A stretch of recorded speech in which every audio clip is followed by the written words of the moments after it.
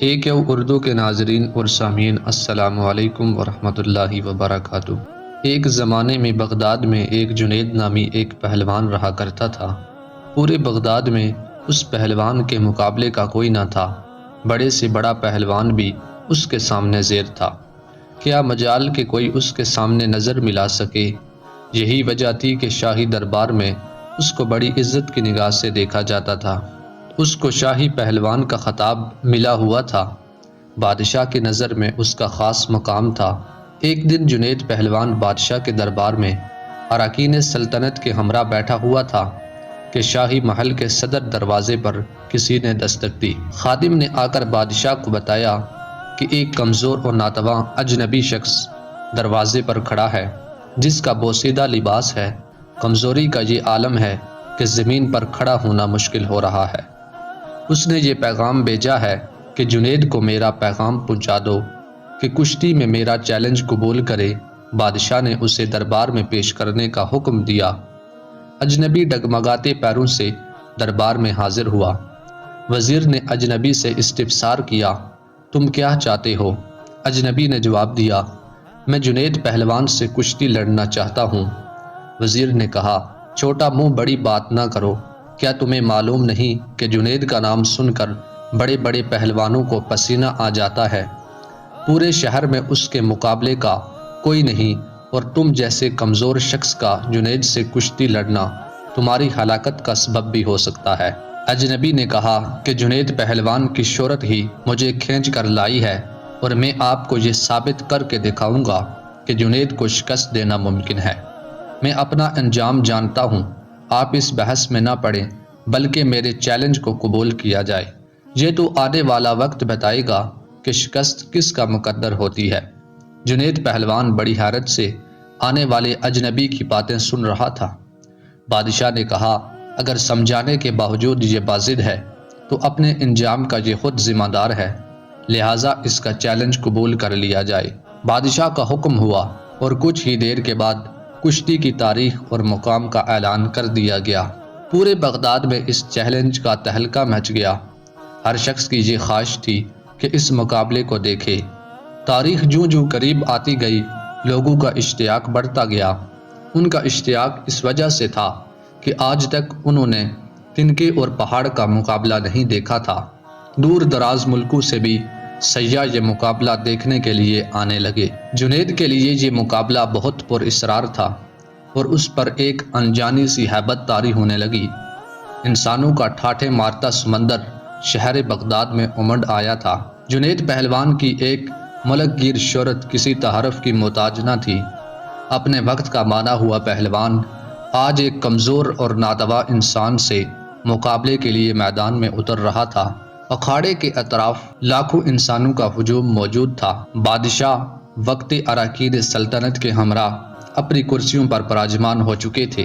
جنید پہلوان بھی بادشاہ کے ہمراہ آ گیا تھا۔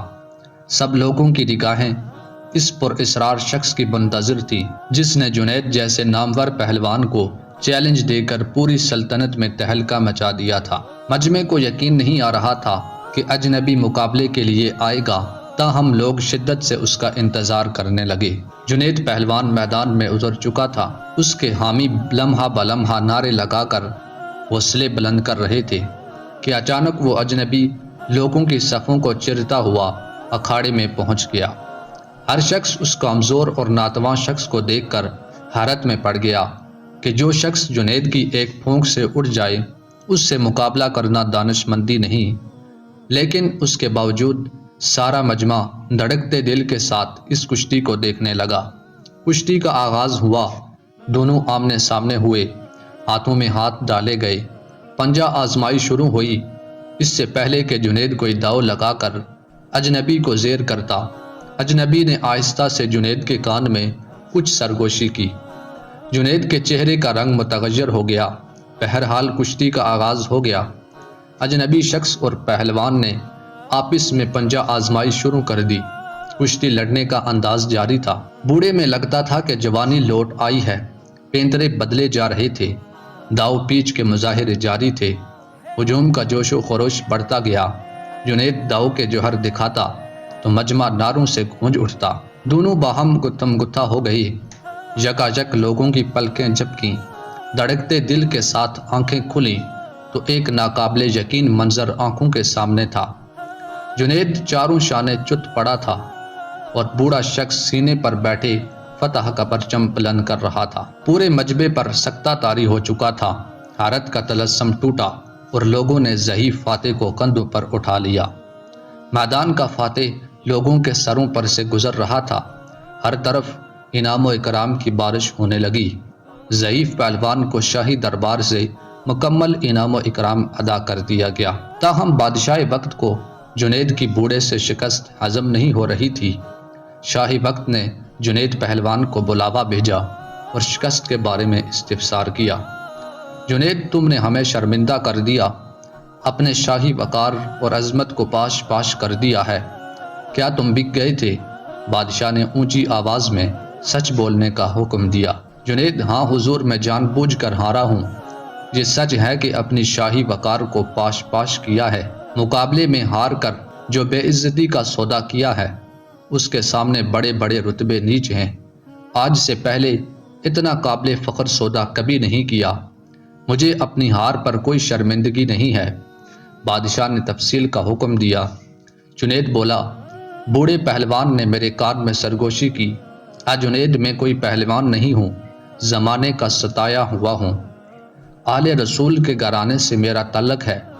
میرا ایک چھوٹا سا کنبہ کئی ہفتوں سے فاقوں میں مبتلا جنگل میں پڑا ہوا ہے۔ چھوٹے چھوٹے بچے شدت بھوک سے بے جان ہو چکے ہیں۔ خاندانی غیرت کسی سے دست سوال نہیں کرنے دیتی، جسموں پر کپڑے پھٹے ہوئے ہیں، بڑی مشکل سے یہاں تک پہنچا ہوں۔ میں نے اس امید پر تمہیں کشتی کا چیلنج دیا ہے کہ تمہیں آل رسول کے گھرانے سے عقیدت ہے۔ آج آل رسول کے خاندان کی لاج رکھنا۔ آج اگر تم نے میری لاج رکھی تو میدان محشر میں اپنے نانا جان سے عرض کر کے فتح و کامرانی کا تاج تمہارے سروں پر رکھ پاؤں گا۔ تمہاری ملک گیر شہرت اور اعزاز کی ایک قربانی خاندان نبوت کے سوکھے ہوئے چہروں کی شادابی کے لیے کافی ہوگی۔ تمہاری یہ قربانی کبھی بھی ضائع نہیں ہوگی۔ اجنبی شخص کے یہ چند جملے میرے جگر میں اتر گئے، میرا دل گائل اور آنکھیں اشکبار ہو گئیں۔ سید زادے کی اس پیشکش کو قبول کر لیا اور اپنی عالمگیر عزت و عظمت آل رسول پر قربان کرنے میں ایک لمحے کی تاخیر نہ کی۔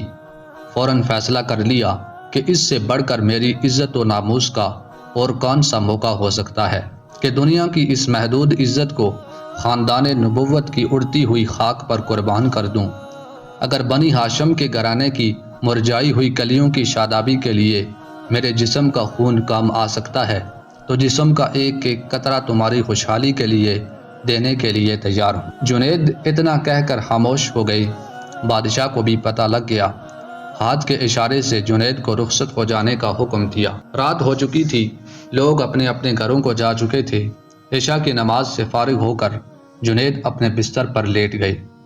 اس کے کانوں میں سید زادے کے وہ الفاظ بار بار گونجتے رہے، آج میں وعدہ کرتا ہوں اگر تم نے میری لاج رکھی تو کل میدان محشر میں اپنے نانا جان سے عرض کر کے فتح و کامرانی کا تاج تمہارے سر پر رکھواؤں گا۔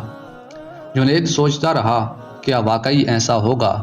کیا مجھے یہ شرف حاصل ہوگا کہ حضور سرور کونین حضرت محمد صلی اللہ علیہ وسلم کے ہاتھوں سے یہ تاج میں پہنوں گا؟ نہیں، میں گناہگار اس قابل کہاں، لیکن خاندان نبوت کے شہزادے نے مجھ سے وعدہ کیا ہے، آل رسول کا وعدہ غلط نہیں ہو سکتا۔ یہ سوچتے سوچتے جنید نیند کی آغوش میں پہنچ چکا تھا۔ نیند میں پہنچتے ہی دنیا کے حجابات نگاہوں کے سامنے سے اٹھ چکے تھے۔ ایک حسین خواب نگاہوں کے سامنے تھا اور گنبد خضرا نگاہوں کے سامنے جلواگر ہوا، جس سے ہر سمت روشنی بکھرنے لگی۔ ایک نورانی ہستی جلوہ فرما ہوئی، جن کے حسن و جمال سے جنید کی آنکھیں خیرہ ہو گئیں، دل کیف سرور میں ڈوب گیا۔ جنید سمجھ گئے یہ تو میرے آقا کریم ہیں جن کا میں کلمہ پڑھتا ہوں۔ فوراً قدموں سے لپٹ گئے۔ حضور اکرم صلی اللہ علیہ وسلم نے فرمایا، اے جنید، اٹھو، قیامت سے پہلے اپنی قسمت کی سرفرازی کا نظارہ کرو۔ نبی زادوں کے ناموس کے لیے شکست کی ذلتوں کا انعام قیامت تک قرض رکھا نہیں جائے گا۔ سر اٹھاؤ، تمہارے لیے فتح و کرامت کی دستار لے کر آیا ہوں۔ آج سے تمہیں عرفان و تقرب کے سب سے اونچے مقام پر فائز کیا جاتا ہے۔ تمہیں اولیاء کرام کی سروری کا اعزاز مبارک ہو۔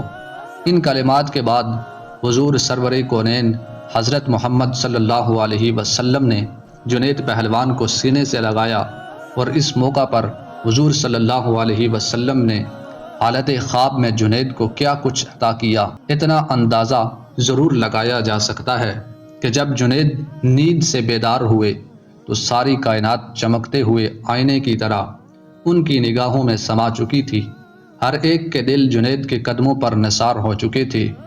بادشاہ وقت نے اپنا قیمتی تاج سر سے اتار کر ان کے قدموں میں رکھ دیا تھا۔ بغداد کا یہ پہلوان آج سیدنا حضرت جنید بغدادی علیہ رحمہ کے نام سے سارے عالم میں مشہور ہو چکا تھا۔ ساری کائنات کے دل ان کے لیے جھک گئے تھے۔